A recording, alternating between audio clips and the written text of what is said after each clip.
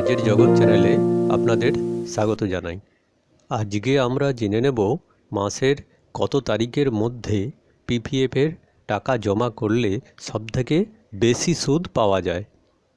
PPF scheme হলো কর সাশ্রয়ের সেরা বিকল্পগুলির মধ্যে একটি।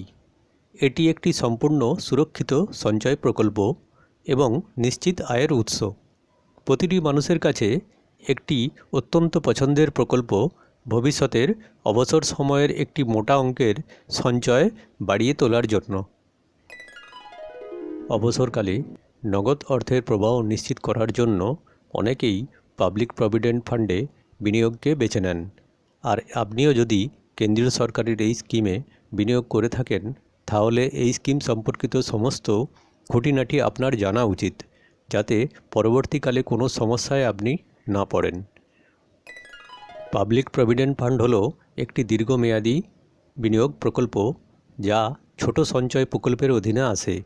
এই স্কিমটি ব্যাংক বা পোস্ট অফিস উভয় জায়গাতেই অ্যাকাউন্ট খোলা যায়। এই স্কিমে 15 বছরের জন্য বিনিয়োগ করা যেতে পারে। অতিরিক্ত 5 বছরের জন্য এর মেয়াদ বাড়ানো যেতে পারে। যে কোনো ব্যক্তি এই স্কিমে বার্ষিক 1.5 লক্ষ টাকা পর্যন্ত বিনিয়োগ করতে পারেন। অক্টোবর 2024 থেকে ডিসেম্বর 2024 এই কোয়ার্টারের জন্য 7.1% হারে সুদ দেওয়া হয়। পিপিএফে বিনিয়োগ করে কর ছাড়ও পাওয়া যায়।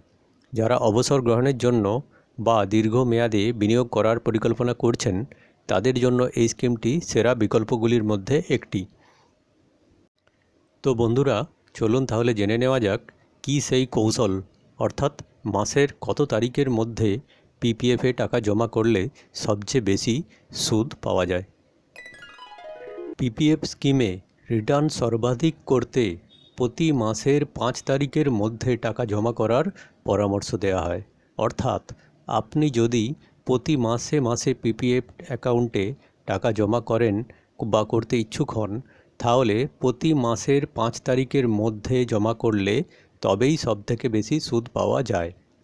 এছাড়াও এককালীন 1.5 লক্ষ টাকা জমা করা যেতে পারে। সেক্ষেত্রেও কিন্তু যদি এপ্রিল মাসের 5 তারিখের মধ্যে জমা করা হয়, তাহলেই সর্বাধিক সুদ পাওয়া যায়।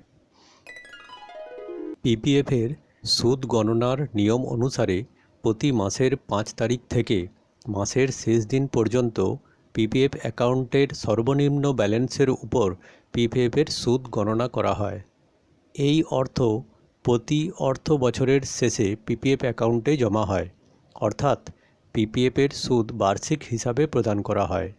সুতরাং একটি নির্দিষ্ট মাসের সুদ গণনা তারিখের আগে বিনিয়োগ করে আপনি আপনার রিটার্ন অর্থাৎ সুদের পরিমাণ সর্বাধিক করতে পারেন। তো বন্ধুরা, আপনাদের এই ব্লগটি ভালো লেগে থাকলে আপনারা অবশ্যই এই চ্যানেলটিকে লাইক, শেয়ার এবং সাবস্ক্রাইব করে দেবেন, যাতে করে পরবর্তী ভিডিওর আপডেট আপনারা পেতে পারেন। ধন্যবাদ।